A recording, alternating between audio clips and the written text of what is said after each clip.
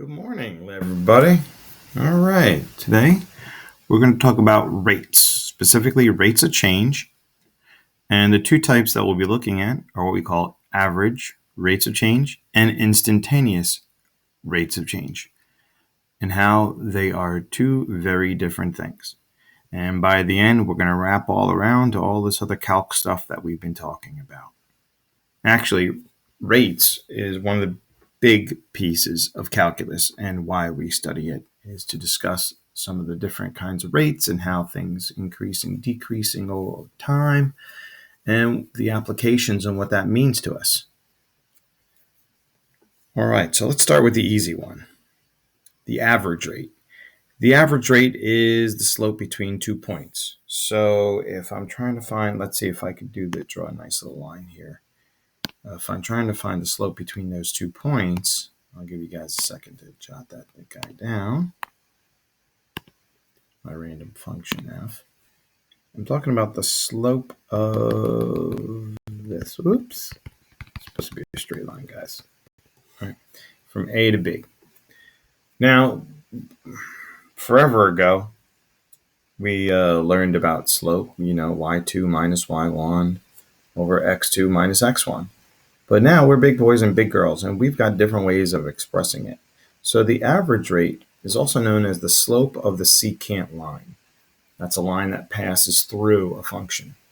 And the notation is m for slope and sec for secant. And the way you calculate it, fb minus fa over b minus a. Yeah, you guys know this also is y2 minus y1 over x2 minus x1. Remember slope formula from way back when. But this is like more the big people way of saying it. Another way of saying it is instead of using a and b as your x values, if you have x0 and x1, so like your x0 would be this guy and your x sub 1 would be that guy. So that this y value up here would be f of x sub 0, and this y value over here would be f of x1. And you would just calculate slope old-fashioned. Not a whole heck of a lot going on here. All right. Now, let's say that with contrast. Oh, no, hold on. Let's go through the example here first. So here's a little graph, and here's my function f, and I've got some selected values. So if I want to find the average rate over the interval from 2 to 5, so then the average rate would be the slope of the secant line, which would be, in this case, f of 5 minus f of 2 over 5 minus 2. By the way, if you're not familiar with this notation, this is saying x values from 2 to 5. So I'm finding the slope of that. All right, so f of 5 looks like it's 3. Reading the graph. F of 2 looks like it's 10. And 5 minus 2, all right, so we're going to get negative 7/3. That kind of makes sense. It's got a little negative slope. Maybe not drawing scale, but, it's going that way. All right, that's average rate. Oh, by the way, I apologize for this little watermark that's showing up in the lower right-hand corner. I don't know why all of a sudden Smart's doing this. They want me to connect to a smart board. I'm home. I'm lucky I get to use the TV. All right, instantaneous rate. Now, instantaneous rate works different than average rate. Average rate's using 2 points. Instantaneous, it's the slope at 1 point. So it's just, what's the slope here? Now, to figure that out, that's where we got to use our smarticles. So first of all, the instantaneous rate is the slope of the tangent line. And the m of tangent line is it's only hitting one spot at the function around that point. Like, yeah, maybe it's hitting way up here, but I don't care about way up here. I care about around this point, only touching it once. And we're going to use limits to do this. So one of the popular notations, there's a couple different ways of doing the instantaneous rate, is using as x1 approaches x2, the limit as x1 approaches x2. The limit as x1 approaches x sub 0. F of x sub 1 minus f of x sub 0 over x1 minus x0. We'll practice this notation here today. And tomorrow we'll practice the other notation, which is this one right here. Limit as h goes 0 of f of x plus h minus f of x over h. Now this is something that's known as the difference quotient. Again, we're going to spend a lot more time actually eventually with this one. You'll be practicing both. There are other ways that this is written, depending upon which textbook or online resource you are looking at, but these are the two that I have found to be the most common. All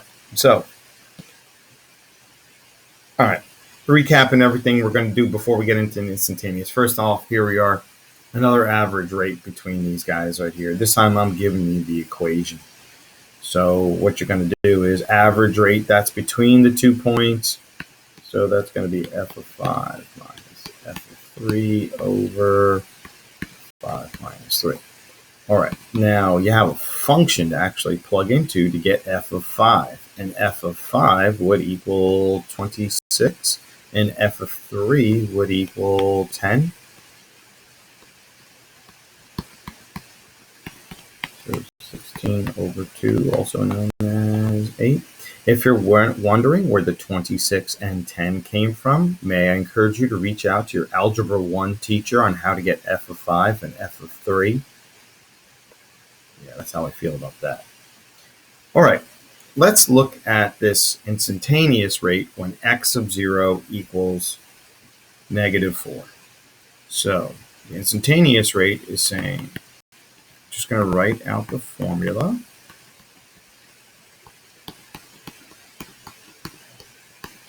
Now that's where the limit comes in. Alrighty. So let's see here first. We know a value, so we'll be plugging that value in. We also know what the function is. Remember the function up here at the top was x squared plus 1. So when we do this, let me give myself a little bit of room here. Let me do a limit. X of 1 is, x of 0.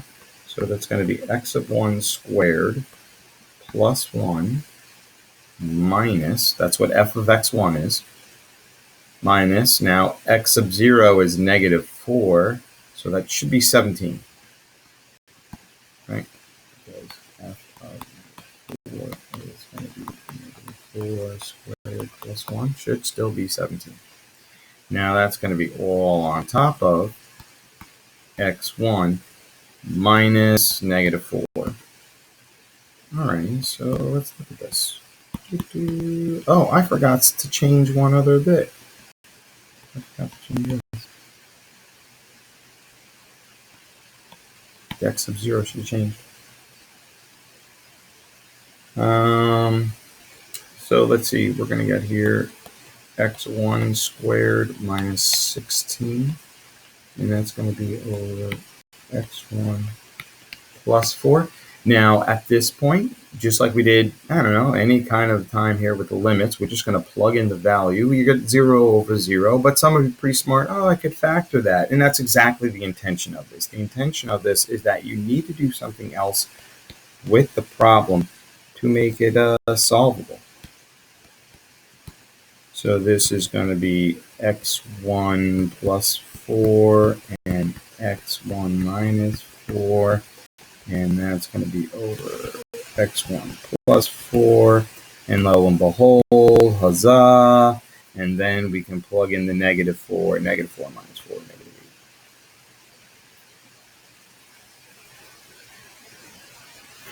8. Okay, so that is the instantaneous rate.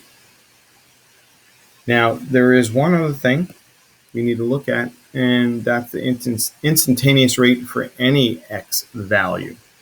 In other words, not just negative 4. So you're going to start off doing the same thing. And we're using the same function here. So it's x1 squared plus 1 minus x0 squared plus 1.